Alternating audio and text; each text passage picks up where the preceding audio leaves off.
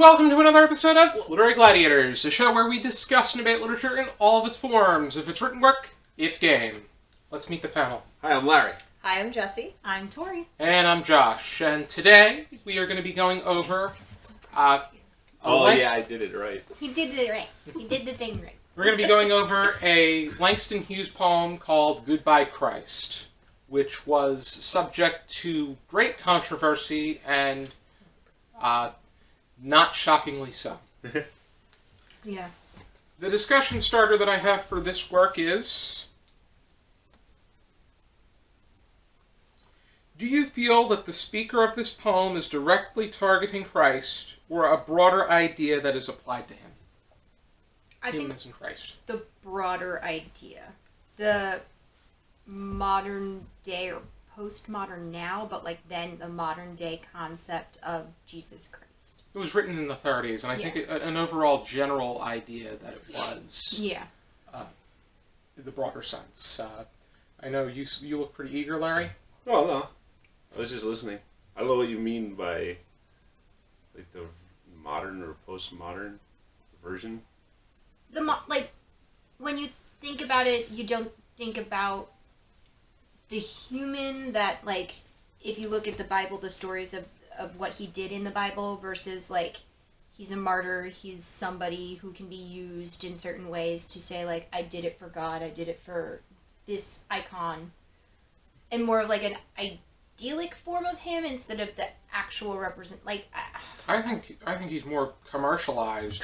Yes, thank you. That's what I'm trying to get at. He's being portrayed... The fact, I think, what Langston Hughes has had enough of is the fact that people engage in these actions and...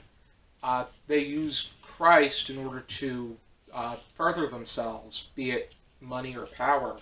Not for the right reasons. Not for the right reasons. So I think that has anybody heard of the Pat Benatar song, Hell is for Children? Mm-hmm. I got that same impression because when I first saw the title Hell is for Children, I thought, Pat Benatar must really hate kids. But it has to do with a more serious issue, the serious issue of child abuse. Mm-hmm. And like that, Langston Hughes, instead of asserting a sense of Jesus Christ is overrated and evil, he's saying something along the lines of Jesus Christ is being... the name of Jesus Christ is being abused by people that are using it to further themselves. Yeah, I kind of got that tongue-in-cheek. For personal gain. Yeah, tongue-in-cheek, like... In a contradictory way, too. But what got me, though, was the line about... the line 22, where he says that the whole belief in... Marx, communist, Lenin, peasant, Stalin, worker, me. I said me. Yeah. I mean, if it's the self being, I know that people get to that point where the self is divine. That's one thing. But not only to assert a communist allegiance, but also a Stalinist allegiance, that really spins things on its head because because it was written in the 30s, by this time... Stalin was a fascist dictator. He wasn't a communist. Maybe in his mind. A communist, to me, though, is somebody that believes in that everybody's equal, but in the way that they have no identity. They're equal because they're all equal for one cause, but that one cause is just the general population. With Stalin, he had that mentality, only it wasn't the general population, it was Stalin himself. So, it's that whole idea where people say that communism and fascism are left and right. It's more so they're parts to a circle only split by an invisible equator-like line, because they're essentially similar in their nature, only one, but either which way, neither one of them works because of human nature and their need to preserve the power that they achieve. Well, yeah, it's like Mussolini started coming up with the idea of fascism after being a socialist for a while. He says, I'm going to be a fascist. I'm going to make up this new thing because socialism is too, what is it? It's too much of a non-motivator. So it, and what Mussolini wrote is that he figured, the nation, and the idea of the nation as a motivator would make fascism more sustainable. What's the incentive? To pride in the nation and doing everything for the nation instead But of. That's pretty much, that shows that both sides are the same, because communism is a subject to the nation, and fascism is the same. Only they, in a way, it generally ends up falling back on one person, and that's the leader. Yeah. So, in essence, it doesn't work. Yeah, I mean, but it's like, are we talking about, the philosophy or the practice, right? Like, I mean, it's two different things. I mean, the philosophy for socialism especially, right, sounds great. They run on the philosophy, but they execute the practice. The practice, it's not practicable because we're human beings. So it can't be done. That's what it comes down to. And I think that's what the poem is poking fun at. Well, not poking I fun don't know at, if but it's. I feel that Langston Hughes is taking it It sounds quite like seriously. he took the blue pill pretty hard. Is what it sounds like. Oh my goodness! He's later repudiated it. You wanted to say something, Jesse?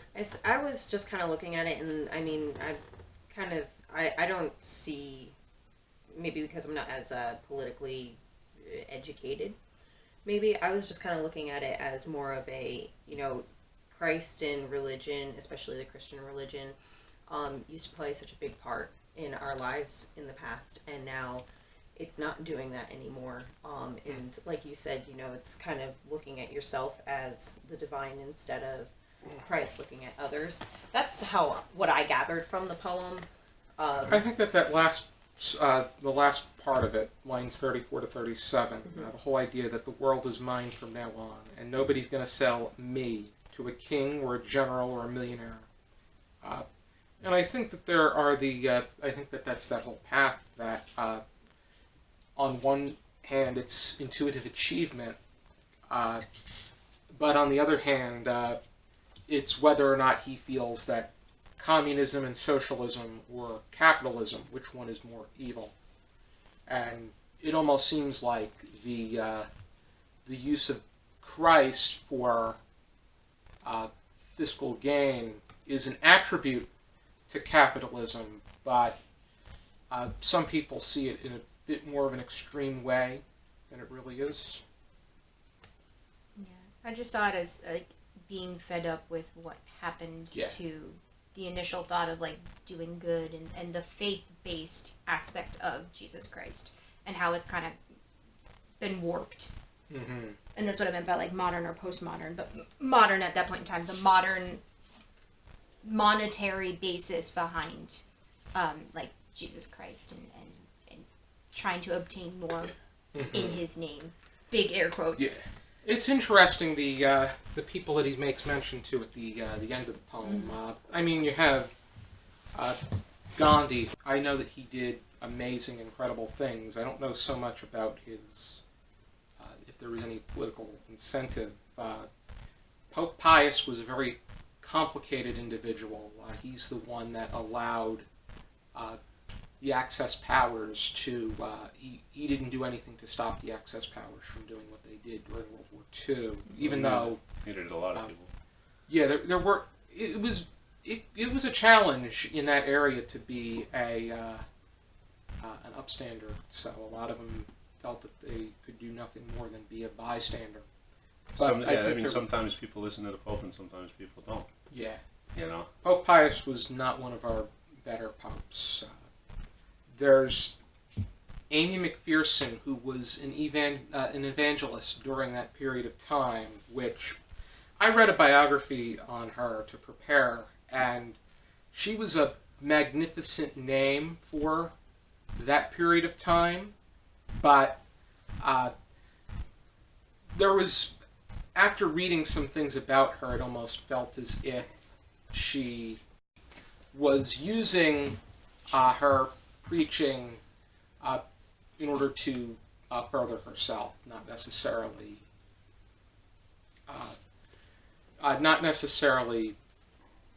truly not truly and authentically preaching the material at hand and the humility behind it. Mm-hmm. And then Saint Becton, big black Saint Becton, he was known as the dancing preacher, the dancing evangelist. Yeah, I don't know anything about him. Yeah, this is I feel the kind of references. bad. I should have looked some of this up. The references are somewhat aged because they are from the 30s. Yeah. But it was interesting to. But I think that it contributes to the fact that it is wrong for people to not authentically and genuinely speak of, live, and preach Christ in order to further themselves, but instead actually live by what Christ believed in and show a sense of charity and humility and goodwill for fellow neighbors and brothers and sisters.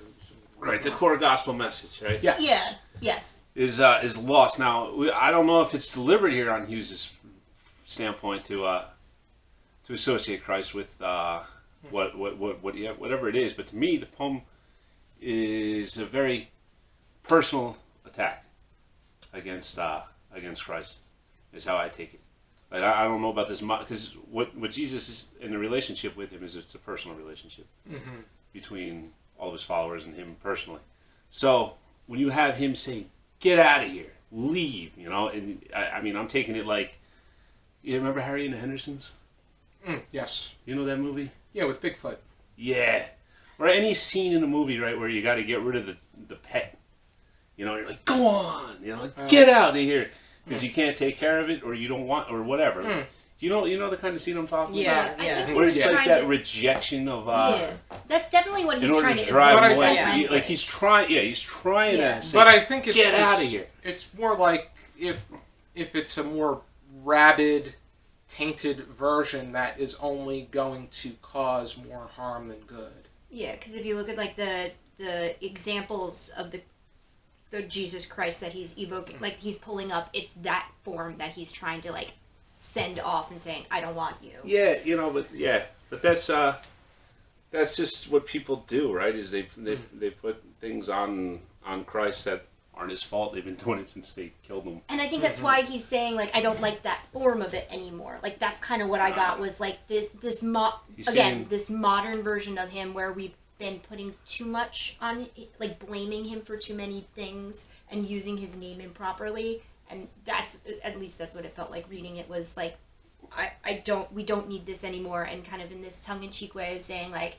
I need you out, I want you gone, which is very shocking, saying, good, get out of here, Christ, why are you still here, like, get lost. So that kind of playing with that sort of language to get that point across is how I read it at any rate. Yeah, This is I the mean, symbol, but not the man. it's kind of yes. like Yeah, that's how I saw it. I saw it as like, religion, or the symbol of religion, or That Christ hollowed as out like version as a that whole, doesn't mean that anything anymore. it's like we don't need you anymore because, and I mean, if you kind of think about it, I mean, yes, we have religious people, but how many people actually do buy religion unless it's some sort of like major extreme thing, like, oh, I don't like gay people because religion, or I'm gonna kill you because my religion, and we're going to start a war because of this religion. It's like, it only seems to be the extremes when religion comes into play, but if you're walking down the street and a homeless guy is like, hey, you have an extra piece of bread, can I have some? You're like, no. and that's what it is. Like, It's all this kind of general excuse making and and blaming religion for something else. And I think that's what he's drawing. Because you want to be God, right? Yep. And Yeah. that's basically what he says it outright. And that's what he's making fun of, that mentality. He's of, not like, making it's fun about of me. Oh, and specifically He's on doing the it. topic about the killing, he mentions the general selling himself to a general in the name of Christ. The fact that we fight and kill one another in what people and society and the law, even when it comes to forcing people to do so, is preaching in the name of Christ when we have a fifth commandment for a reason. Mhm. You're not supposed to kill, which that just really gets to me. The whole manipulation that takes place within the manipulation of Christ's image and his name. So It's they I don't want to say they as in anybody, but it's Nebulous basically they. it's it's used when it's convenient and Yes. forgotten when Oh. it's not. that's everything. So, Absolutely everything. exactly, and that's why I feel like this poem was just like, see ya, we don't need ya, like, because you're not around to help us, to be the good that you're supposed to be. Instead, we're idolizing ourselves. We're finding the divinity in ourselves because You look at we're gonna America, do and things we're that in the way. minority of groups. Usually, you look at cultures; they're like community based. We're very personal, individualistic. That's the word I'm looking for. Is that individualistic spin of everything, all the way down to a religion of, like you said, the me is the person is divine. The separate entity in each. The person's intuition, what the person feels is good. People have different values and different definitions, but I think that if deep down in your heart you feel that something is the right decision and the one that best benefits humanity, I think that is the idea of the one feeling.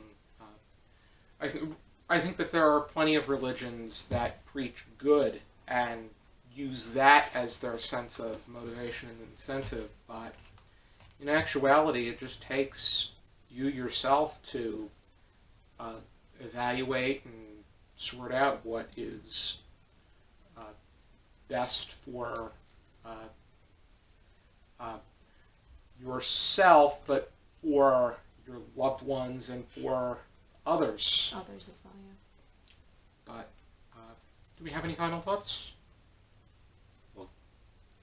Yeah, I don't know what you were just saying. You're not into the whole idea that the self is divine. I know. Well, no, I'm not a Luciferian. That's what you said that back when we were doing Crime and Punishment. But I don't think that you can bear a sense of self-divinity without being a devil worshipper. Well, we are Without made in being the any image of God, sort of- right? We were made in the image. That's the. That's as far as it Yeah. goes. We were made in the image of God. You be born again of the Lord, because we are also flesh and bone, That's what it is. corrupt, sin. Okay, I see what you're saying. I think what I was trying to say going off of that is that we're no longer grasping at religion, and by seeing the self as divinity, Yes. is more just taking care of you, listening to your intuition, like Josh said, not necessarily oh well, I'm gonna worship me and that's my religion. No, it's Yeah, just I don't mean they're not literal grasping. worshiping. Yeah. It's Yeah, more it's more turns- no It's longer It's the grasping arrogance. at- It's the absolute right. arrogance It's the idea of I don't need God It's the anymore. idea of picking and choosing what you feel is right, regardless of which religion or what mode of Yeah. belief it is, and then applying it to your own life and living in that manner. Because there may be some rules within one religion that may not necessarily make sense, and it doesn't need to make sense. And then you find And you don't also- have to, for instance, as a Catholic, just because you don't go to church on Sunday doesn't mean that you are going to be banished to hell. And I And think just because you don't... So, just, like a venial sin versus a mortal sin. Mm. Yeah. Like I don't know exactly where the Catholic Church stands on that. and just because you... On whether you go to hell or not anymore. And just because you don't eat... Just because you ate a piece of meat on a Friday during Lent or on Good Friday doesn't mean that you should be banished to go to hell. Yeah, I don't think that's a sin. No, it isn't. I just But I you know do what I think do when it's it comes like- to things like that is I just put Why on faith. Friday instead of Monday or Tuesday or Wednesday? Well, because it's That's supposed what's- to be a sacrifice. That's what it's it's. why Friday. That's what it's written. That's what it's Right. been. Yeah. Probably some connection to the Sabbath. And Yeah, I know what yes. it's saying, but it doesn't mean that's the whole gist of things. I just think it's more like you'll notice that, you know, within the last couple, you know, decades, centuries, the further we progress with things like, you know, science and discoveries of each other and like ourselves and things like that, you know, we move further away from religion, and you notice like through time, like less influence religion has on the communities and less people are practicing religion. That's and a it's very like it might American just thing. Yeah. and I I mean, I well, know that it's happened in not Europe like that first. everywhere, but at the same time, it's like you kind of look at people are like, oh yeah, I'm this religion, but I don't go to temple, I don't go to church, That's I don't do probably this, the I reason. don't do that. That's probably the It's- reason 95% of people complete CCD, which is Catholic, which is pretty much evening Catholic schools, so that they can receive communion and confirmation. It's because they want to get married in a Catholic church, or because their parents want Put them it to. on It's traditional. Or Yeah. It's it's traditional. just abiding by tradition, which that number's gonna wane lower and lower and lower. And it's No, I don't But- think so. I think we're headed the other direction now. I think we've reached pretty much We'll find out. the but end of the nihilism train. I'm not. I think maybe I think there's going to be an upswing soon. I agree with you there, but I think that's that whole mentality that we've been talking about. I think that's what that again. This is kind of how I read it. That is by using that language and haughtily embodying that person, that entity. He's making fun of that sort of Yeah. tongue-in-cheek sort of way I think by he's holding very the mirror sincere. up. I think he's very sincere. I think he's I think he rejecting believes. Christ. I agree with Larry in the sense that he believes in what he's saying. You remember, this is the 30s. This is before we Yes. realized that socialism was what it was. You know, most intellectuals But, were yeah, it really got him into socialists trouble at the too. time. Fair enough. But he wrote it off too because he wanted to probably because he realized what it was that he wrote.